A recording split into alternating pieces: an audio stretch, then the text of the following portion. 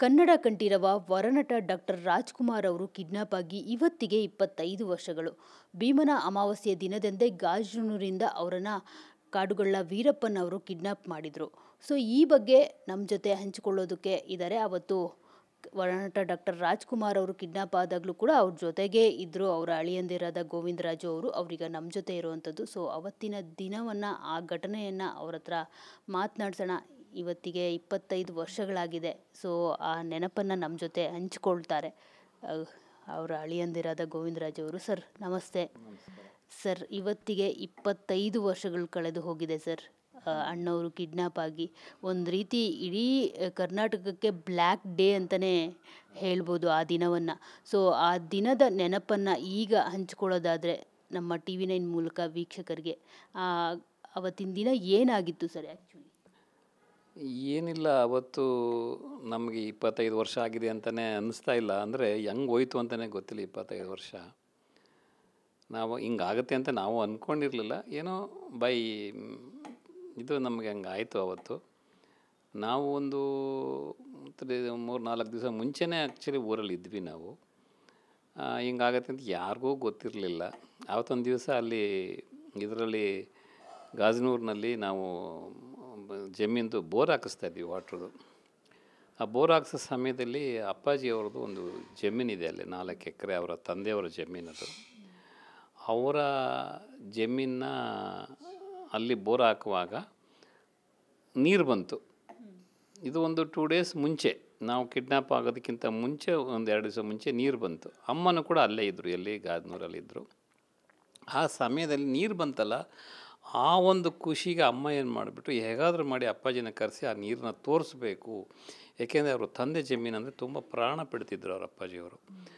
ಅದು ತೋರಿಸ್ಬೇಕು ಅನ್ನೋ ಒಂದು ಉದ್ದೇಶಕ್ಕೆ ಏನು ಮಾಡಿದ್ರು, ಅಮ್ಮ ಅಪ್ಪಾಜಿನ ಕರೆಸ್ಲಿಕ್ಕೆ ಟ್ರೈ ಮಾಡಿದ್ರು. ಅಪ್ಪಾಜಿನ ಕರೆಸ್ಲಿಕ್ಕೆ ಟ್ರೈ ಮಾಡಿದಾಗ ಫೋನ್ ಮಾಡಿದ್ರು ಅಲ್ಲಿಂದ, ಈ ಥರ ನೀರು ಬಂದಿದೆ, ನೀವು ಬನ್ನಿ ಅಂತ. ಅಪ್ಪಾಜಿಗೆ ಯಾಕೋ ಬರಲಿಕ್ಕೆ ಮನಸ್ಸು ಬರಲಿಲ್ಲ ಅವತ್ತು. ಬೇಡ, ನಾನು ಬರಲ್ಲ, ನೀನು ಬರುವಾಗ ಇದರಲ್ಲಿ ಒಂದು ಚೊಂಬಲ್ಲಿ ನೀರು ತೊಗೊಂಬಂದ್ಬಿಡು, ಅದನ್ನು ಇಲ್ಲೇ ಕುಡಿದ್ಬಿಟ್ಟು ನಾನು ತೃಪ್ತಿ ಪಡ್ತೀನಿ ಅಂತ ಅಂದರು. ಅಮ್ಮ ನಾನು ಕೇಳಿದ್ರು, ನೋಡೋ ಈ ಥರ ಹೇಳ್ತಾರೆ ನಿಮ್ಮ ಮಾವ, ಈ ಥರ ಬನ್ನಿ ಅಂದರೆ ಬರಲ್ಲ ಅಂತ ಇದ್ದಾರೆ, ಹಂಗಾರೆ ಬಂದರೆ ಚೆನ್ನಾಗಿರುತ್ತಲ್ವ ಅಂತ.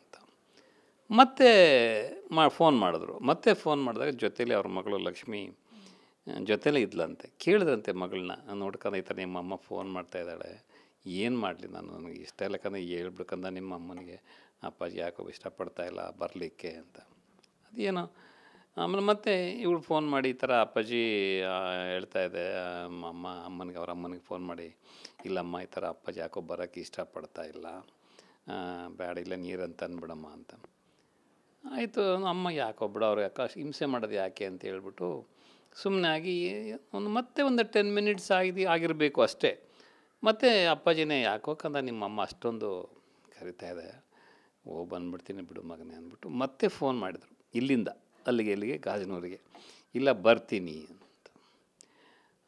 ಬರ್ತೀನಿ ಅಂತ ಹೇಳಿದಾಗ ಆಯಿತು ಬನ್ನಿ ಅಂತ. ಅಮ್ಮ ಖುಷಿ ಆಯಿತು, ಬನ್ನಿ ಅಂತ. ಅಮ್ಮ ಅಪ್ಪಾಜಿನೂ ಬಂದು ಎಲ್ಲ ನೀರೆಲ್ಲ ನೋಡಾಯಿತು, ಖುಷಿಪಟ್ಟರು. ನೀರೆಲ್ಲ ನೋಡಿಕೊಂಡು ಆ ನೀರಿನ ಒಂದು ತೆಗೆದು ಒಂದು ಕೈಗೆ ಹಾಕ್ಕೊಂಡು ಅದನ್ನು ತೀರ್ಥ ಥರ ತಗೊಂಡು ಏನೋ ಅವ್ರಿಗೊಂದು ಸಂತೋಷ ಆಯಿತು. ಬಿಡು, ನಮ್ಮ ತಂದೆಯವ್ರ ಜಮೀನಲ್ಲಿ ನಾವು ಬೋರ್ ಹಾಕಿದ್ದೀವಿ, ನೀರು ಬಂದಿದೆ ತುಂಬ ನನಗೆ ಅಂದ್ಬಿಟ್ಟು ಎಲ್ಲ ನೋಡಿ ಖುಷಿಪಟ್ಟು ಚೆನ್ನಾಗಿ ಆಸೆ ಆಯಿತು ಅವ್ರಿಗೆ, ಒಳ್ಳೆಯದಾಯಿತು ಅಂತ ಬಂದು ಅಲ್ಲಿದ್ದರು. ನಂತರ ಏನಾಯಿತು, ಅದಾದ ಮೇಲೆ ಇದು ನಡೆದಿರೋದು ಬಂದು ಶುಕ್ರವಾರದ ದಿವಸ ಈ ಘಟನೆ ನಡೆದಿರೋದು.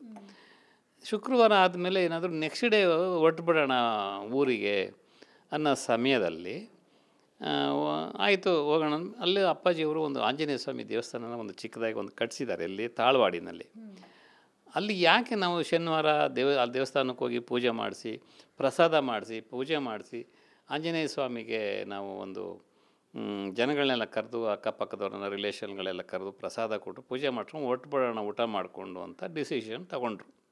ಆಯಿತು ಅಂಥೇಳಿ ಹೋಗಿ ಬೆಳಗ್ಗೆ ಅದೇ ಥರ ದೇವಸ್ಥಾನಕ್ಕೆ ಹೋಗಿ ಪೂಜಾರಿ ಕರೆಸಿ ಪ್ರಸಾದ ಮಾಡಿಸಿ, ಪ್ರಸಾದ ಎಲ್ಲರೂ ಕೊಟ್ಟು ಓಡೋಣ ಅನ್ನೋದು ಯಾಕೋ ಅವ್ರಿಗೆ ಸಮಾಧಾನ ಆಗಲಿಲ್ಲ. ಆಯಿತು, ನಾಳೆ ಯಾಕೆ ಹೋಗಬಾರ್ದು ಅಂದರೆ ಇದು ಭಾನುವಾರ, ಅಂದರೆ ಅವತ್ತು ಭೀಮನ ಅಮಾವಾಸ್ಯೆ ಭಾನುವಾರದ ದಿವಸ ಹೋಗಬಾರ್ದು ಅಂಥೇಳಿ ಅಂದ್ಕೊಂಡ್ರು. ಅಂದ್ಕೊಂಡಾಗ ಅಮ್ಮ ಆಯಿತು ಹಂಗೆ ಹಂಗೆ ಮಾಡೋಣ. ಇನ್ನೂ ಸ್ವಲ್ಪ ಆ ಟೈಮ್ನಲ್ಲಿ ಇನ್ನೂ ಬೇರೆ ಕಡೆ ಎಲ್ಲ ನಾವು ಅಲ್ಲಿ ಜಮೀನು ಕೆಲಸಗಳನ್ನೆಲ್ಲ ಮಾಡಿಸ್ತಾಯಿದ್ರು ಅಮ್ಮ.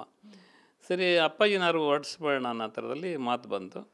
ಒಂದೇ ಸರಿ ಎಲ್ಲರೂ ಇದನ್ನ ಒಟ್ಟಿಗೆ ನಾಳೆ ಹೊರಟ್ಬಿಡೋಣ, ಭಾನುವಾರ ಹೊರಟ್ಬಿಡೋಣ. ಭಾನುವಾರ ಹೊರಡೋದು ಕೆಲಸ ಮುಗಿಲಿಲ್ಲ. ಮತ್ತೆ ಯಾಕೋ ಅಪ್ಪಾಜಿಗೆ ಅಮ್ಮ ಇರಿ ಒಂದು ದಿವಸ ಟೈಮ್ ಕೊಟ್ರಿ, ನಾಳೆ ಹೊರಟ್ಬಿಡು, ಸೋಮವಾರ ಹೊರಟ್ಬಿಡೋಣ.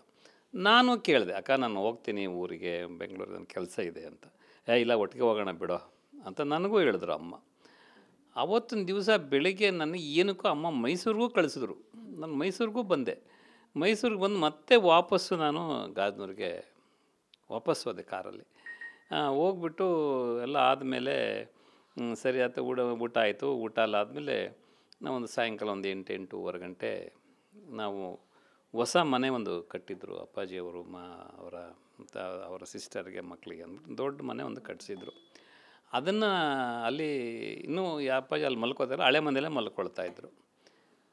ಅಲ್ಲಿ ಹೊಸ ಮನೆಗೆ ಮಲ್ಕೊಳ್ಳೋಕ್ಕೆ ನಾವು ಹೋಗ್ತಾಯಿದ್ವಿ.